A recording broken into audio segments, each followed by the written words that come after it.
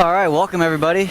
My name's Dave. I'm going to be doing a play-by-play for the next hour or so. If you're not familiar with the play-by-play setup, basically I'll just be kind of narrating the bear activity we see at the falls here.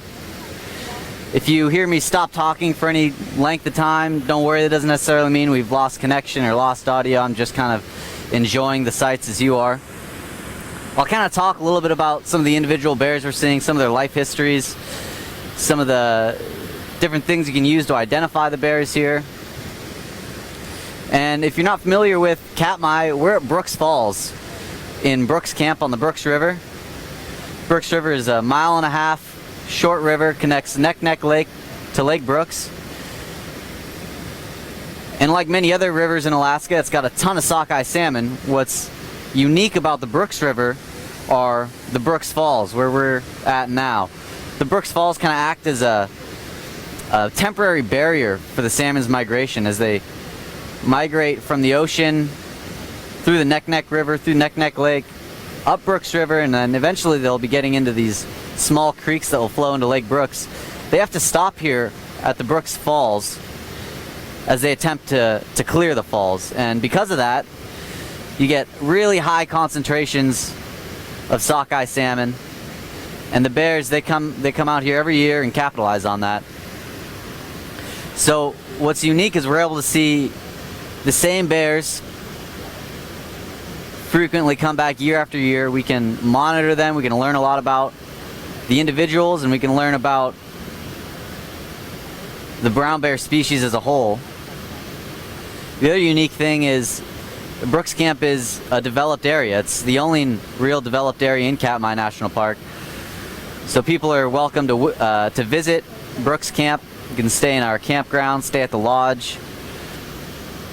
If you're interested in taking a trip out here, I'd recommend checking out our website and our YouTube channel. We've got a lot of really good information on how to get here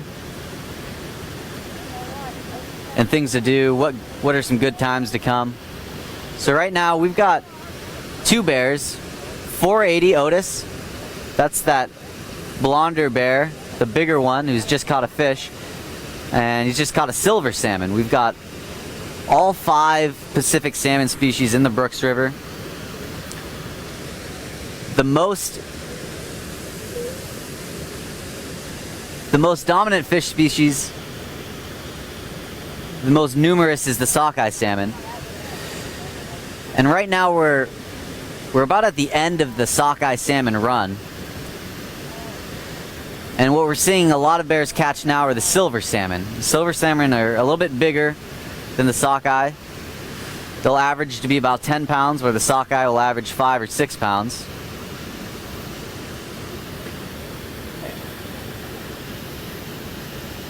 So it's September.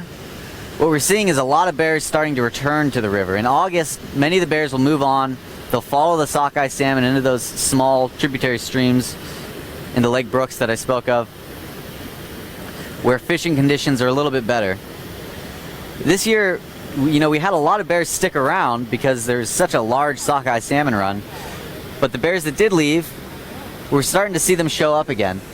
151 is this smaller, darker bear. He's an adult, but he's kind of a young adult. He's about 9 or 10 years old, and he spent pretty much the whole month of August away from the Brooks River and has returned in the last week or so. And as these bears return, we see them again after about a month or maybe a couple weeks being gone. There's some real significant changes in their appearance. Every year bears will grow a new coat, a winter coat, much thicker and much darker. So that's one change you see. You see them change in color. They all get a lot darker. They also get a lot bigger. Bears, they pack on all that weight in the summer for those lean winter months. They can put on up to 2 pounds consistently every single day. So after being gone for just 1 month, they might be 120 pounds heavier, which really shows.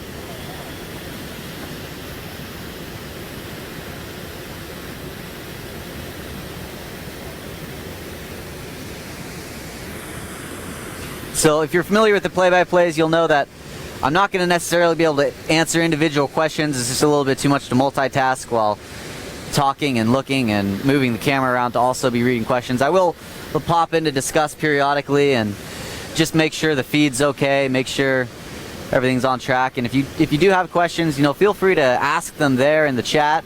You may have other cam viewers that are able to answer them, or I may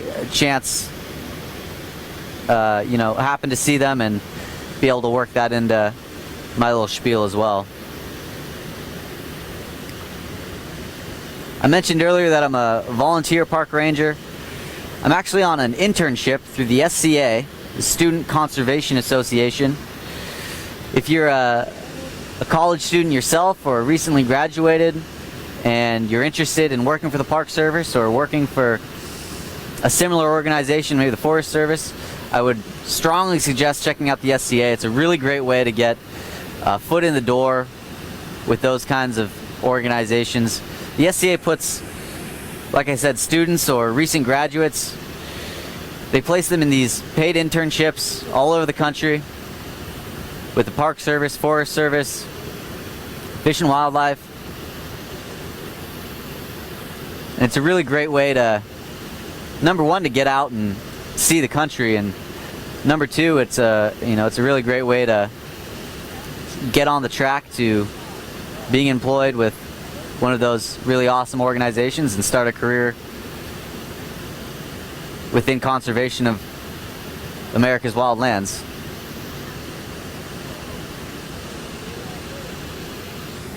But back to the bears, we did see 409 starting to swim up the river with her two spring cubs, and they're out of sight now. I'll be keeping an eye out for them, and if they return, we'll pan over and check them out. That's been another bear, a family group that's returned recently after likely fishing elsewhere during August. Another thing a lot of these bears may have been doing in August, eating berries. It's been a really strong berry year. Up on Dumpling Mountain, there's a ton of blueberries and crowberries and low bush cranberries. And so a lot of the bears might have been capitalizing on those. It really speaks to the intelligence of these animals that, they know to adapt to the different seasons of Alaska. They're following the salmon to their spawning grounds. They're dispersing to seek out more profitable food sources. And of course, they remember to come back year after year, back to the Brooks River, where in September, starting now and throughout October, even into November, the sockeye salmon that have spawned up at Lake Brooks, they start to float back down the river. They really lose a lot of energy after they spawn. They're not eating anything once they hit fresh water, so all their energy is derived from existing fat stores, and eventually that gets depleted. They lose energy, they get really lethargic, and they just start to kind of be swept away with the current, and they float out back into the mouth of the Brooks River where it enters in Neck Neck Lake. And the bears know that. They remember that from previous years, so they come back around September and they start capitalizing on that food source as well.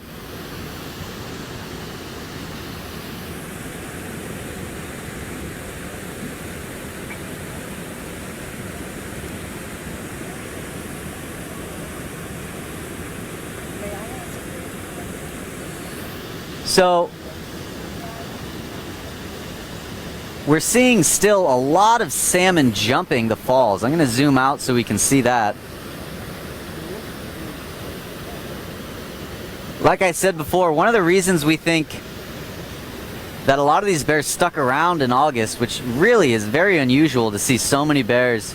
We could see 4 or 5 bears at the falls fairly consistently during the month of August. One of the reasons for that,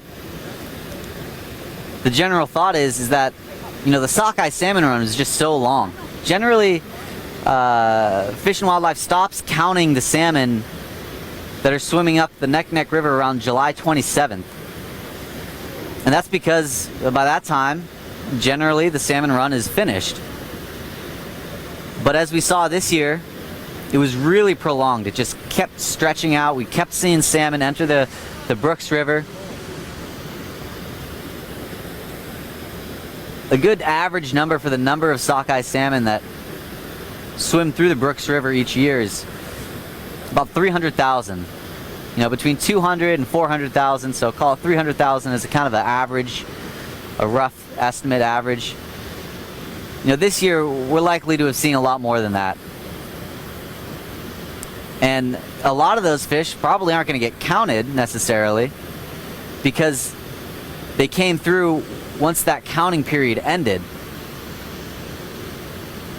So that's one reason that we might have been seeing so many bears in August. Another reason, which was proposed to me actually just earlier today by Mike Fitz, a former ranger of Katmai, is that we might just be seeing a really strong silver run in addition to that. And that big fish we just saw jumping the falls, that was a silver salmon. Silvers, they also turn colors as they spawn, but they don't turn that bright red color. If you see a really bright red fish, that's a sockeye salmon.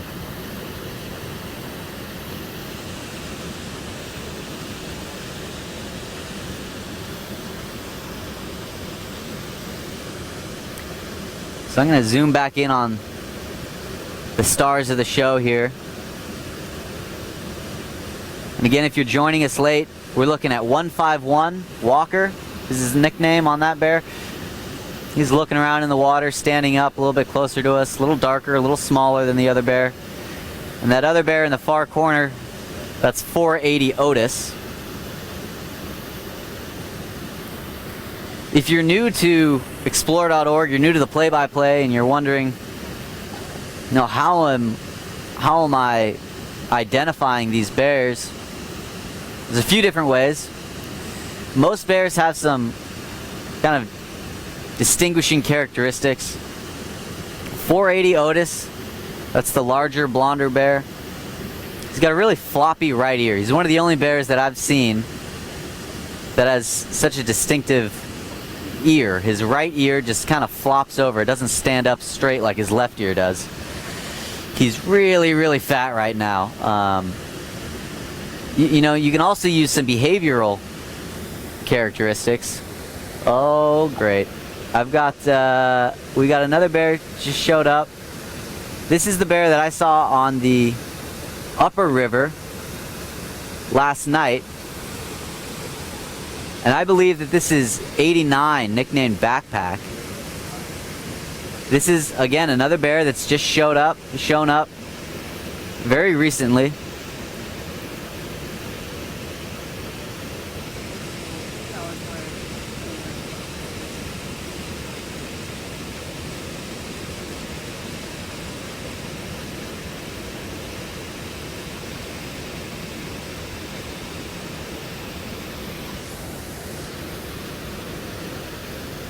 And so, like I said before, in August and beginning of September, it's really not very common to be able to see bears at the falls proper. A lot of times, the bears we see along the river, they're walking the river, they're down at the mouth waiting for those sockeye salmon that have already spawned. They got very low energy. Start being washed that direction, they can kind of scavenge down there. I did walk the upper river yesterday in the evening, and I was able to see 128, nicknamed Grazer, with all three of her cubs. So that family is also returned. And it seems that there's a lot of sockeye salmon up near Lake Brooks and up in the upper reaches of the Brooks River. And I think what's happening is a lot of bears are walking that stretch of the river and fishing just in that location. It's not going to be quite as good of fishing conditions as down at the falls, where you can wait for fish to just bump into you. But using the dash and grab like we saw 89 used just a moment ago can still be pretty effective up there. And now we've got 151 successfully catching another silver salmon.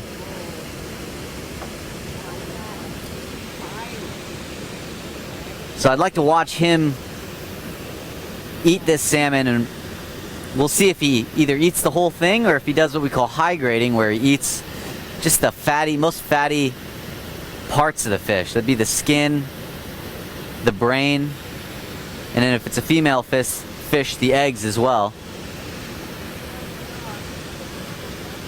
And then I like to compare that to see 480 next time he catches a fish.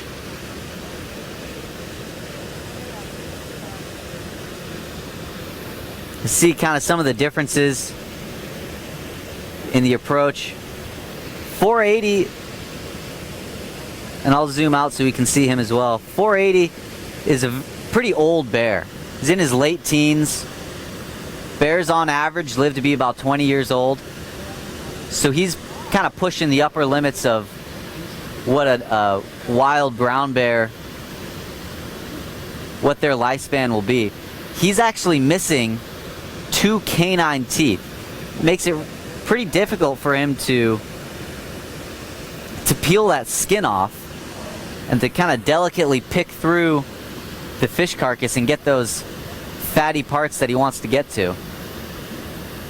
He's still perfectly capable of doing it, but it takes him a little bit longer. And as we watch 151 do just that, peel the skin right off, even being a smaller bear, we'll be able to see, by contrast, how much more difficult it is for 480 to do the same thing.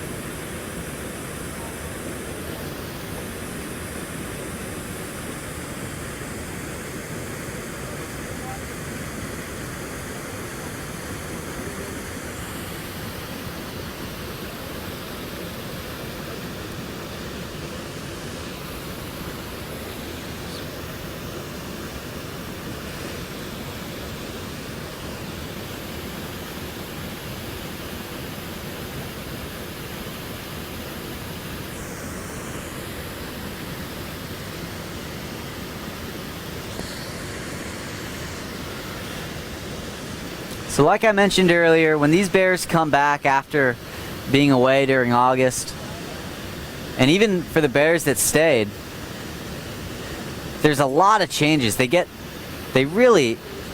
look like different bears by the time they get back, and you kind of have to go through a whole new process of trying to identify them. I'd give it about a 80%. I'd say I'm 80% sure that the bear that we're looking at here is 89. I'm a little less sure as I watch him though, because of his behavior. 89 backpack, he's a bear that, he's pretty successful at fishing. And although he does like to try some different spots, he's very adaptable. He'll fit in where he fits in. This bear is he's looking a little bit more inexperienced. He's also, maybe just a little bit smaller than I would have imagined 89 to be as he came back. Not a tiny bear by any stretch. But if you compare him to 151, the bear on the rock eating that silver salmon, they're about the same age. I think they might be 1 year apart.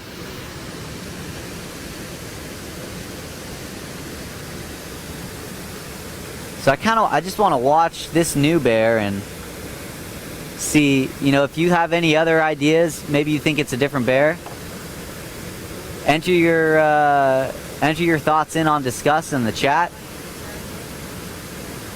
And hopefully I'll get a chance to take a glance down, and if not, I'll definitely take a look after the play-by-play is over.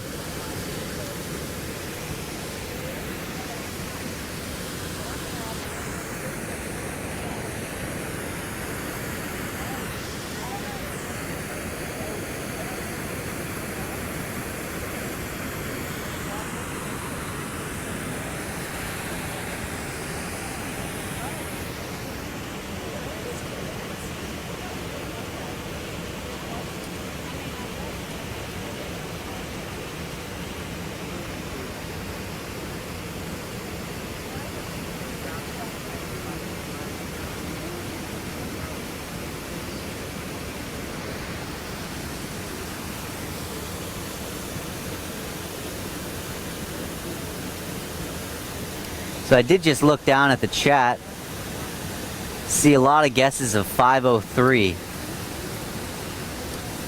And the more I look at this bear, of course I get biased when I start hearing other people say who they think it is. It makes me think it's that bear too.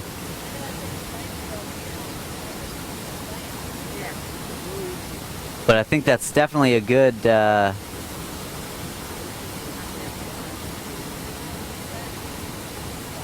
theory. Certainly by the behavior, doesn't seem to match up with 89. The size, just a little bit smaller.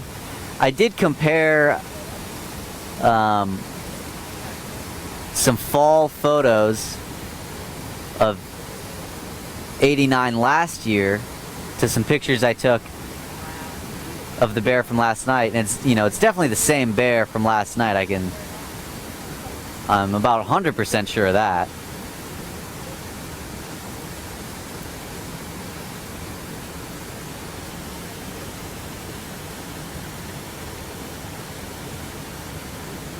But we'll have to just continue watching, and maybe we can narrow down our theory more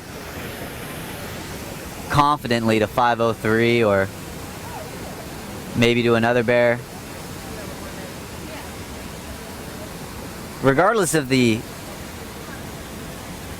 ID of this bear, what we're watching it do is snorkeling, and it's looking for dead or dying salmon. They might be laying on the bottom of the river. They might just be moving really slowly. When salmon start to die, they'll swim in the water, but their energy is just so low. You can walk right up to them. You can almost just pick them up out of the water, and they don't really try to get away at a certain point. Again, they're not eating anything, the salmon, once they hit fresh water, so at a certain point they just run out of their existing energy store and begin to die.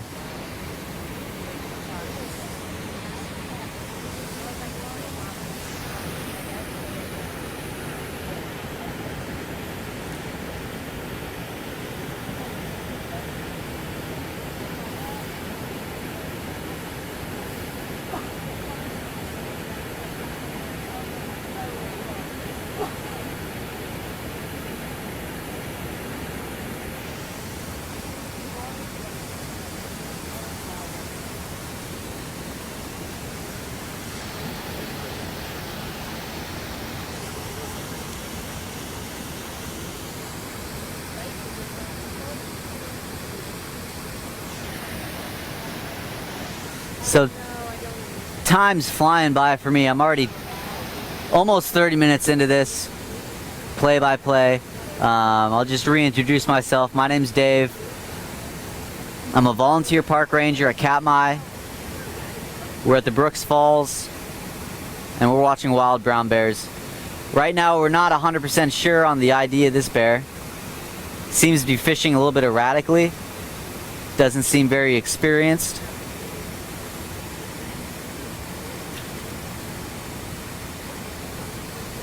He seems just a little big for it to be 503. Maybe it is 503 and he's just been very successful in the last month or so.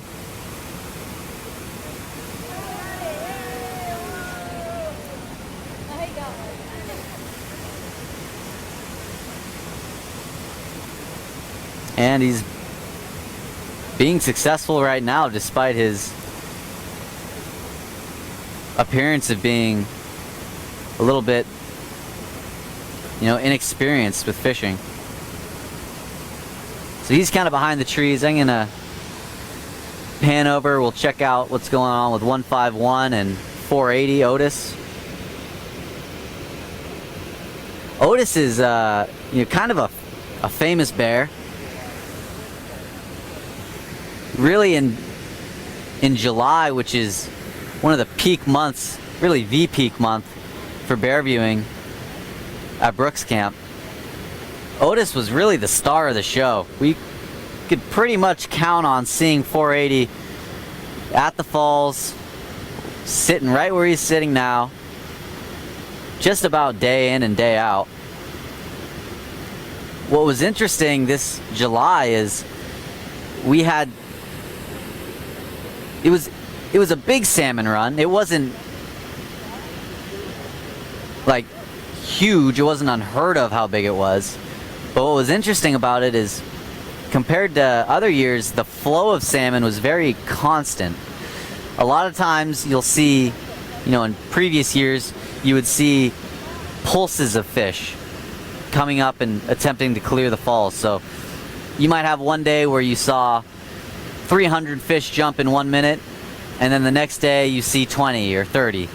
And then a couple days go by and you see another 300 fish jumping per minute. This year, it was just absolutely steady. We saw 100, 200, 300 fish jumping per minute for weeks at a time. And because of that, because there were so many fish, the bears would show up, catch as many fish as they could possibly fit in their stomachs, and then they'd have to go off and take a nap and take a little break from fishing.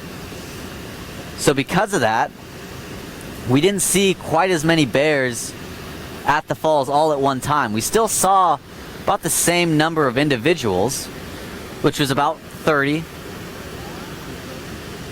individual bears, but they weren't all at the falls at the same time as frequently. Again, because they could just fill up on salmon so fast, and then they got to go take a nap. You can only eat so much. A bear can eat a tremendous amount of salmon. We did see, we counted 480 eating 44 fish in about 7 hours, which is just incredible. Each salmon contains about 4,500 calories. And I think I say this just about every single play-by-play, so I'm sorry for being a broken record for those of you that have heard me say this a million times, but each salmon is about 9 cheeseburgers.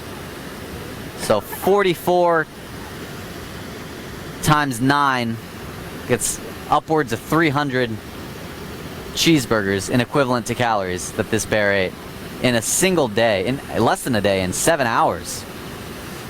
And so it's likely that he caught and ate even more than that. And when the bears are able to catch that many fish, and the fishing's that good, a lot of times they won't eat the whole fish. But a 480, like I mentioned earlier, is missing 2 of his canine teeth. It makes it a little bit more difficult for him to be economical, just eat the skin or just eat the brain. So he ended up eating a lot of the meat, the fillets, the part we like, even though he probably would have preferred just to eat the skin. So probably eating more of each fish than another bear would have that ate that many.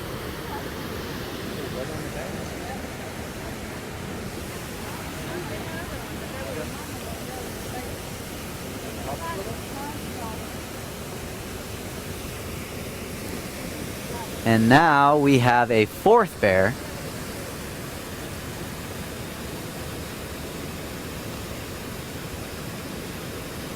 So really quite a bit of action going on right now.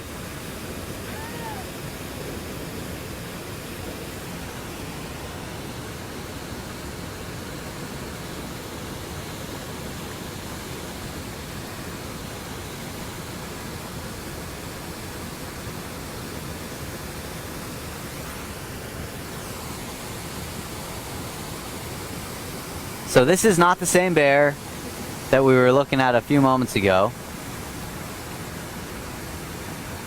Once this bear stops moving around so much, I'll zoom into that other bear so we can see that it's not the same one. Looks very similar.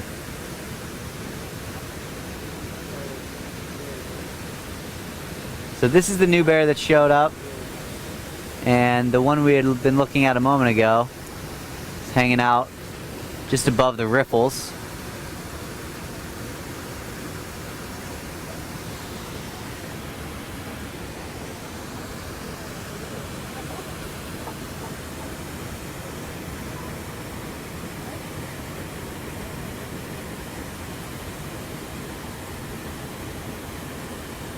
So it looks like he or she, whatever sex this bear is, not particularly comfortable hanging out at the falls with so many other bears around.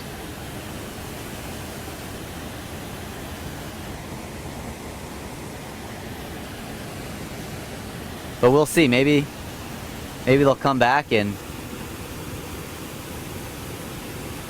kind of relax a little bit.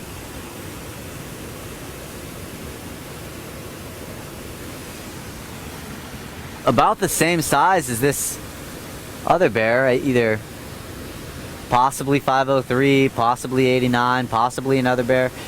And the other thing we always got to remember is when we're watching these animals and we're trying to assign an existing ID, it could always be just a bear that's shown up for the first time to the falls. It could be a completely new bear. It's one of the really cool things about having the cams here at the falls is you never really know what's going to happen.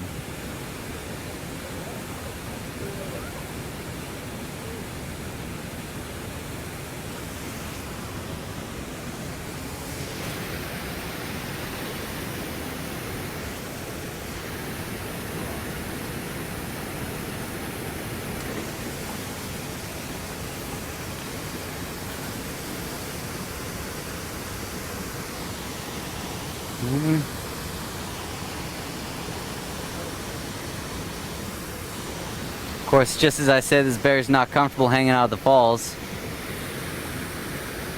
Shows back up again.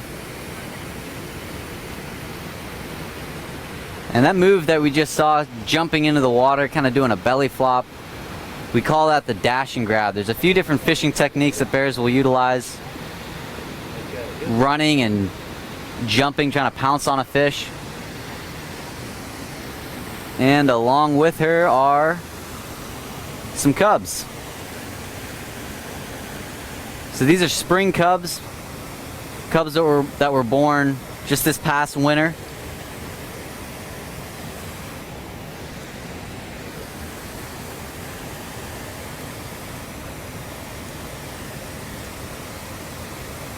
And right now they're learning from their mother. They're learning how to fish. They're learning how to behave around other bears, learning how to behave around people even.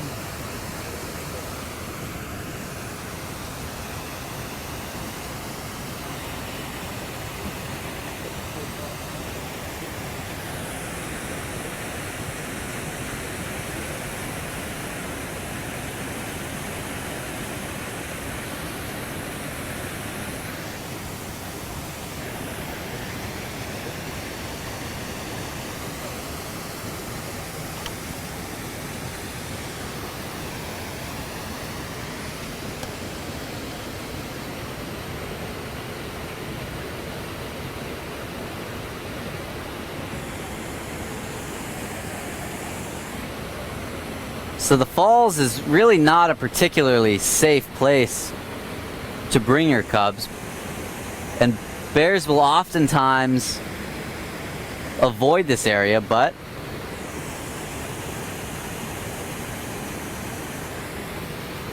if the reward outweighs the risk, they think it's going to be worth it to pack on those calories for the win. And we've seen a few other mother bears do that as well.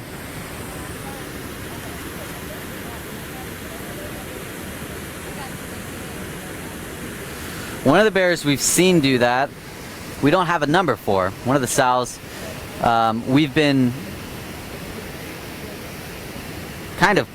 calling them the two cubs, Salt and Pepper, or the Yin Yang twins, because one's a little darker and one's a little lighter, just as kind of a place name. And this bear that came by now didn't really look like that bear to me. It could have been. A big part of the play-by-play, the purpose is to try to help people identify the bears. Right now it's really difficult with all the changes that these bears are going through. So we're all gonna just kind of have to learn as we go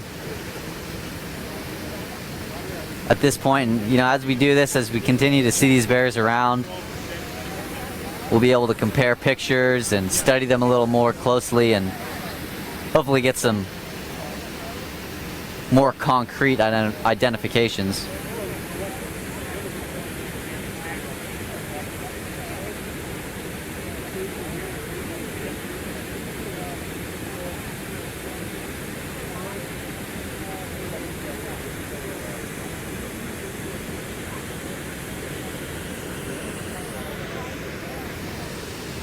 So those cubs we saw just now, just like these other bears, these adult bears, they're also putting on weight for the wintertime. From what we understand, after cubs have left the den for the first time, they'll nurse throughout the summer, but they won't nurse, from what we understand, in the den the following winter. And so it's just as necessary, maybe even more necessary, for them to pack on that weight so they can survive their hibernation this coming winter.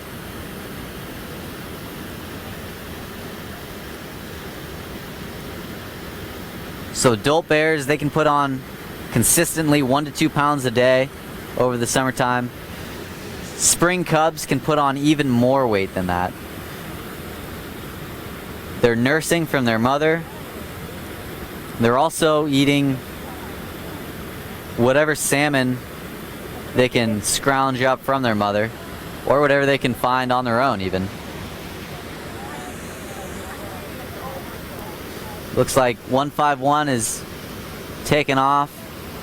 Didn't look like he was really pushed out, maybe just decided to take a break, take a rest, maybe come back later.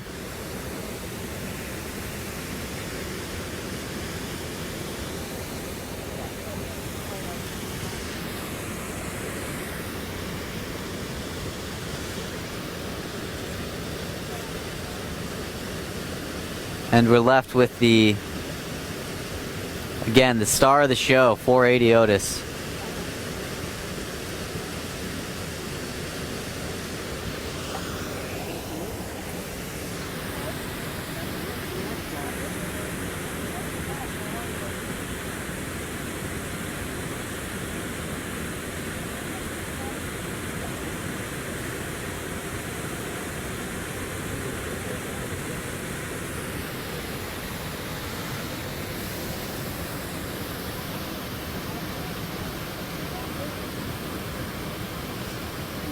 So all these bears are different. We don't tag any of the bears. We don't have collars on any of the Brooks River bears.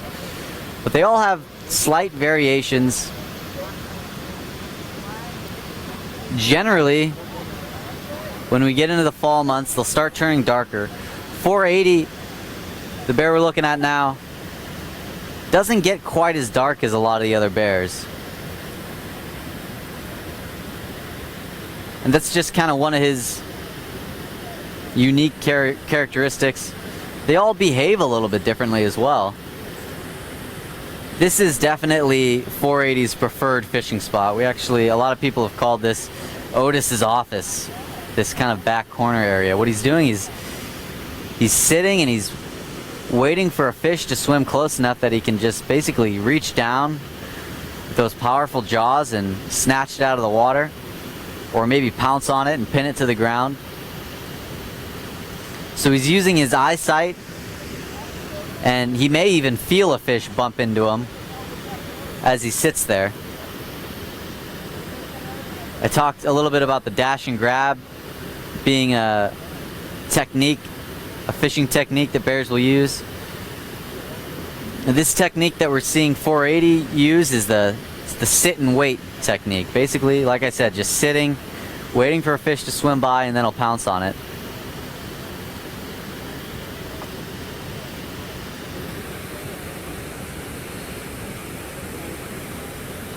We saw some snorkeling by that younger bear a little earlier.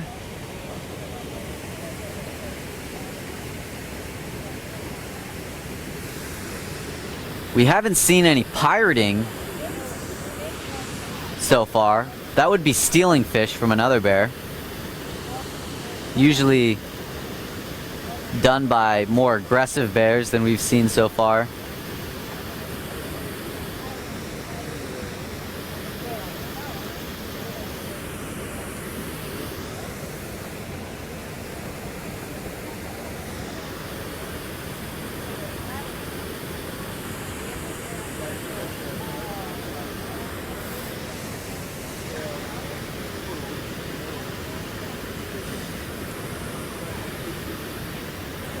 But definitely one of the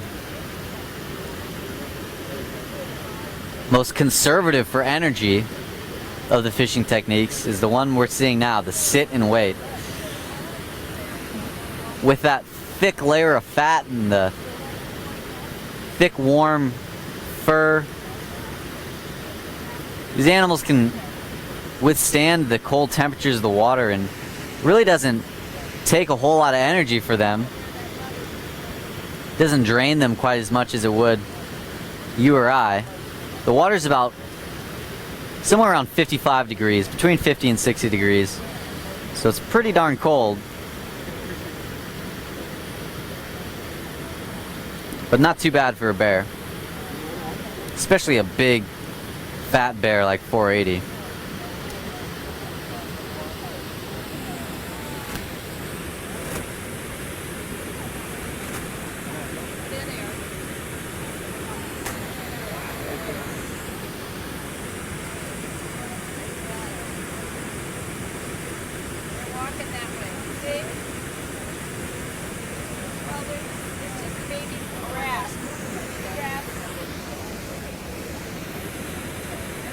Still on, or are you finished?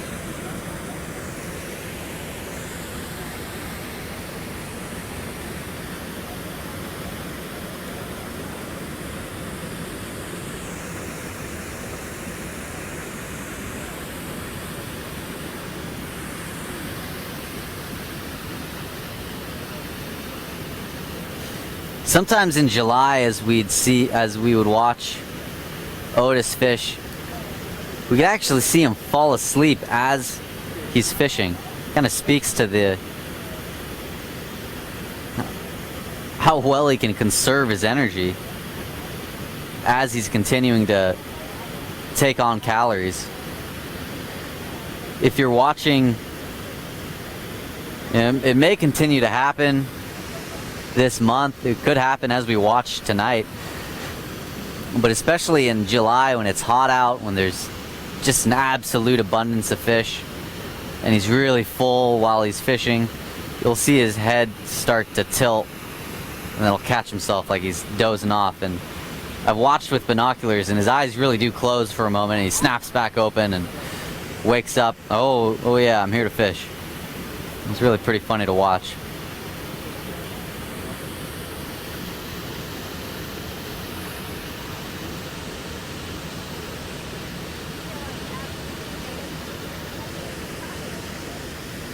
But 480, Otis, and many of the other bears here on the river,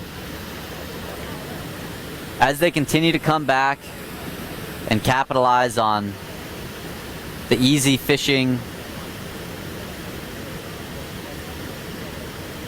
of the lower river, they'll continue to get even heavier. By the time that 480 goes to hibernate in late October or November, even December, he'll be easily 1,000 pounds. If I had to guess right now, I'd say he's around 800 pounds, maybe even 900 pounds.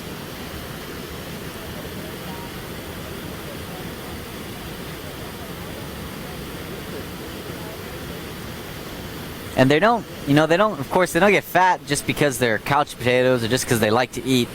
It's all about survival. If they don't get fat, they don't put on all that weight, they won't survive the winter. Not only is it freezing cold, it can get down to minus 60 degrees Fahrenheit out here on a really, really cold snap in the wintertime. But there's just nothing to eat, even if they were to stay awake. If they were to not hibernate, there's just no food. And so now we're seeing him pull in a sockeye salmon, and we'll see if he tries to high grade, tries to eat just the skin, just those fatty parts of the fish.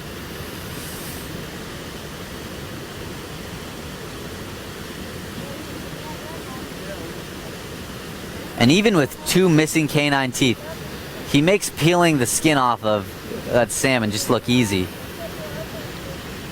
Still has a more of a difficult time doing it than a lot of these other bears.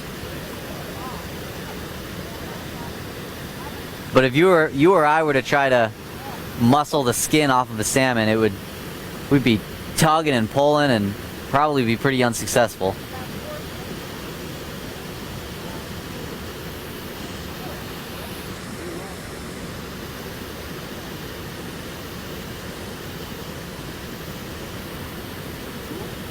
And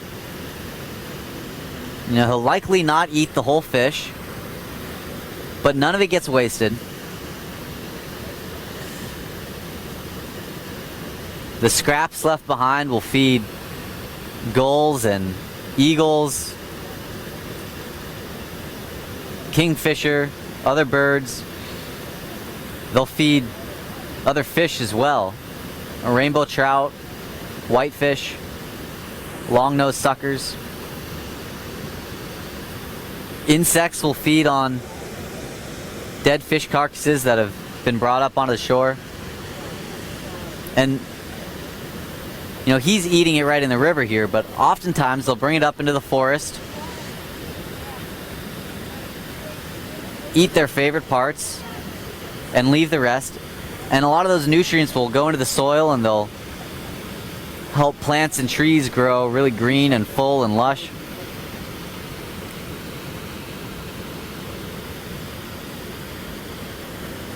And in addition to all that, a lot of the nutrients that don't get brought up on the land, that remain in the water, they'll feed and they'll allow plankton and other small organisms to flourish. Those populations will bloom, and then when the salmon eggs hatch next spring, the alvin that come out, and then as they turn into fry, that's what the fry will eat. They'll also eat, the fry will eat insect larvae, which I'm reminded of as I get torn apart by mosquitoes. We all really like to hate on the biting insects. They're no fun to be around, but without them, we probably wouldn't have such high numbers of salmon, and in turn, we wouldn't have such high numbers of bears as well.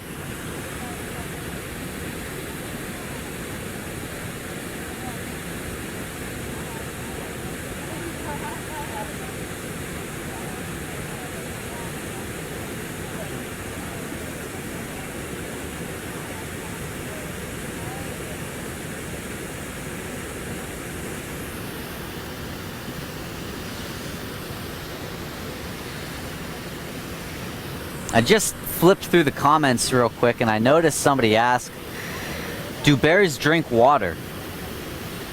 And they do. I've seen them drink water quite a bit, but there's also a lot of water in the salmon itself. So they're able to hydrate by eating. And you also might not notice them drink water quite as much, you know, as they're walking around the river and their heads down. It looks like they're just looking for fish, but a lot of times they'll be lapping up water as they go. Might be just a little bit more difficult to catch when there's more of a wide angle shot. But at a time like this,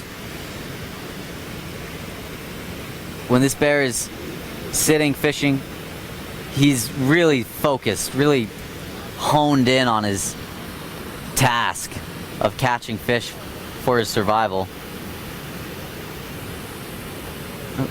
The bears are incredibly determined, they're incredibly patient.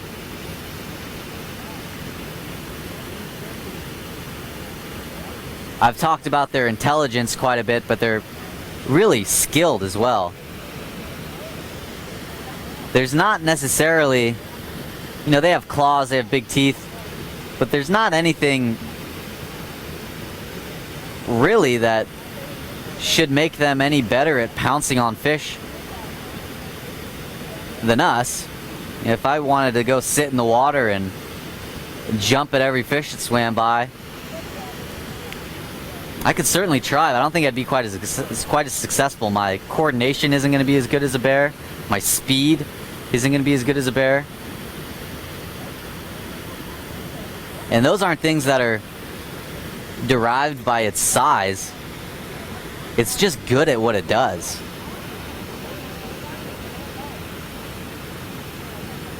And of course, those kind of personality traits of a brown bear, that's a big part of what makes it good too. It's just patient. So that last fish we saw him catch was a sockeye. Now he's gonna chow down on this silver salmon. Probably gonna have a lot more calories in this fish than the previous one. That red sockeye salmon, it had already used up a lot of its fat. It was already pretty far along in its journey to spawn. Whereas this silver salmon is going to have a little more meat on its bones, essentially.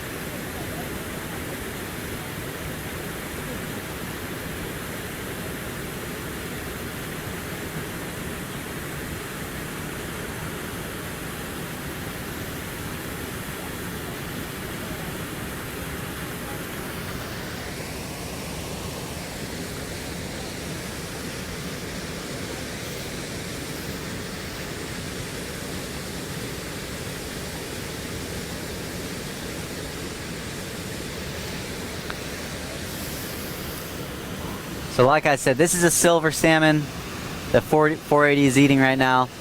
And the silvers probably won't be around for too much longer. We've stopped seeing them in the lower river down by the floating bridge. We might see one or two occasionally, and it's possible that we'll have another burst of silvers come through, but it's been about 4 days now and I haven't seen any real significant number of silver salmon swimming up past the floating bridge anymore. So it's likely that pretty soon we'll stop seeing bears at the falls and we'll start seeing them more down in the lower river, waiting for those sockeye salmon that have already come through. Maybe they came through earlier in the season. They were some of the first to arrive, and they've spawned, and they're now dying and floating back down the river. We'll also, what I kind of suspect will happen is we'll see some more bears in the upper river, up above the falls, because there's still an absolute ton of sockeye salmon that are still swimming up from the top of the falls. They've already passed the falls, and then they're still traveling to Lake Brooks. So what I suspect is we'll see quite a few bears walking that stretch of river, fishing there as well. Can't be certain, of course. These are wild animals with minds of their own. But it's always fun to speculate as to how the next few weeks will go. Seasons, you know, they change incredibly fast here in Alaska. It seems like just a few days ago we were just getting started with the summer, and now we're moving into fall.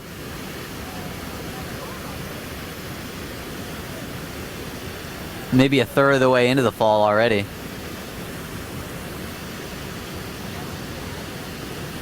Kind of reminds you to take advantage of every moment you have and really enjoy each experience, and live it. A lot of times I'll be taking photos or taking videos, and I just have to step back and really live and experience what's around me, instead of trying to capture it and save it for later. Kind of reminds me that it's our centennial year in the National Park Service. So we're celebrating 100 years that the Park Service has been around and been working to protect animals like brown bears, places like Katmai National Park, and providing those experiences for people to enjoy, be inspired from, to learn from. But we're also looking forward to the next 100 years. We want to continue that tradition of stewardship. We want to continue protecting places like Katmai. We want to designate more places to be national parks. We want to increase the number of places that we protect.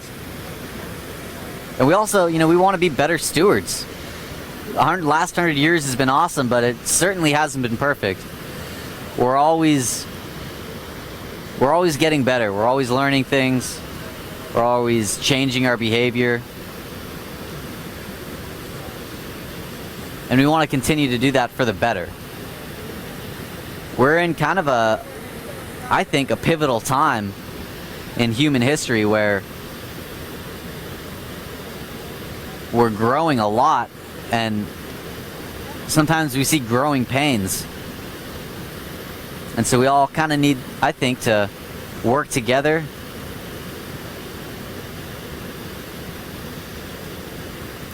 to try to fix some of the problems that we've encountered, some of the things, problems that we've even created.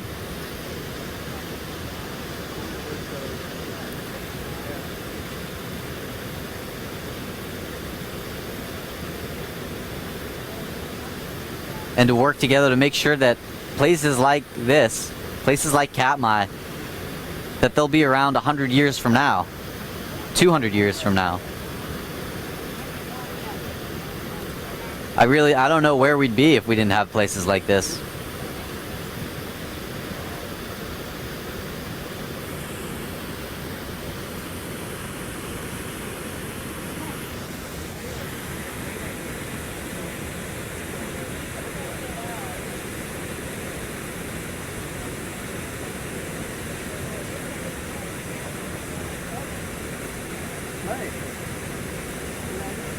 I met a couple that was traveling all around the country this year, visiting every single national park in 1 year, traveling around in an RV. I thought that was awesome. That was really inspired me to want to go out and see more places. Of course, not everybody can hop in an RV and go visit every single national park. So, there's lots of different ways to celebrate. Lots of different ways to do your part. And, part of what you're doing right now is just that. Places like Katmai would not exist if people didn't care about them, if people didn't enjoy them. And by watching the cams on Explore, you're doing that. You're enjoying one of the most amazing places in the world.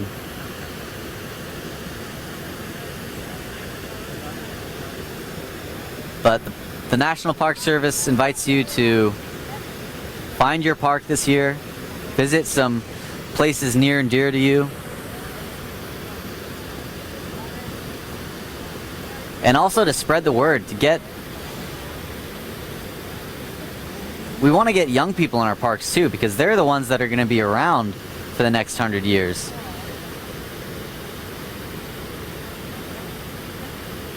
So if you can show your kids, show your grandkids, show your nieces and nephews all this cool stuff that you get to see on Explore, if you can take them to a nearby park, if you can maybe show them pictures of recent trips that you've taken, it's all part of the answer. And there's other big things we can do too. You can volunteer in your parks, you can donate to your parks, and you can do kind of some of these larger scale things, because it's not necessarily just our parks that we want to protect, it's the whole world.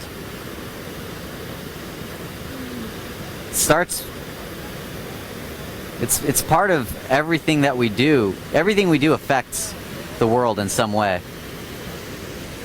I mentioned in our last play-by-play that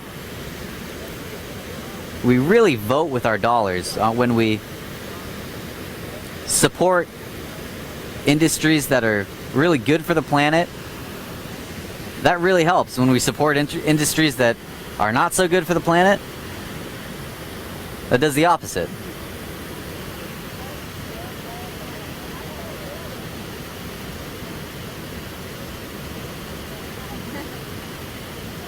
What we eat also has a huge impact on the environment.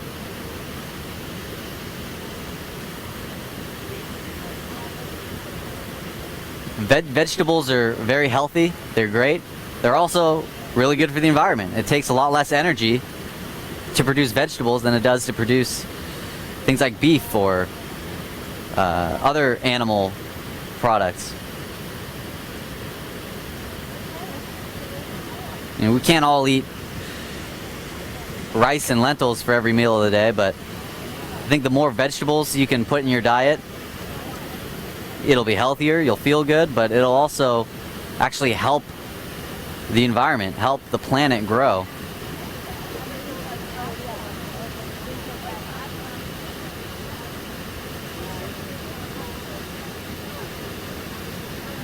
They'll help animals like 480 Otis.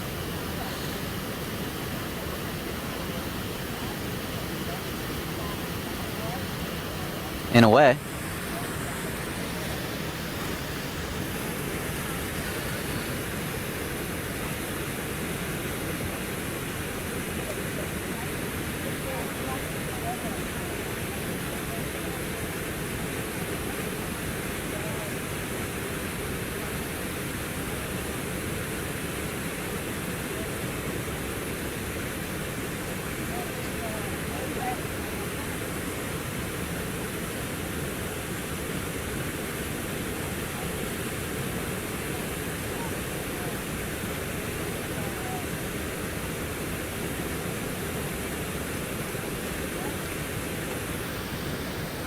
So it's been about an hour. I'm going to call it a day for tonight. I'll return you all to the normal feed. I hope you can continue to watch and be inspired.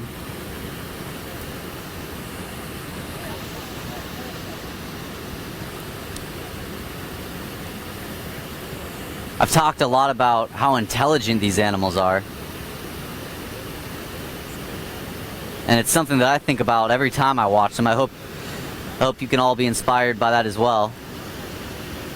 I'm sure you already are in a lot of ways.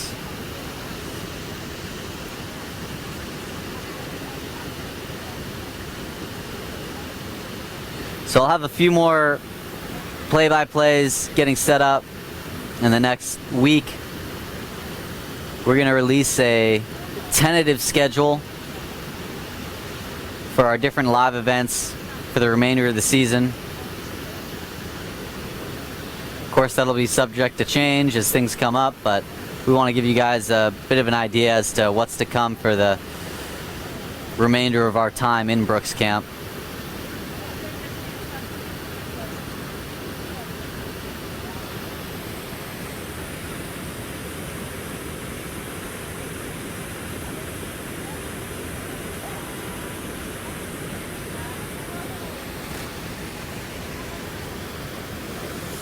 So I hope you all have a good night. I'll be with you in the chat in the next few days as well. So I'll see you there and give you an idea as to what's coming up in the next few weeks. I look forward to talking to you again soon.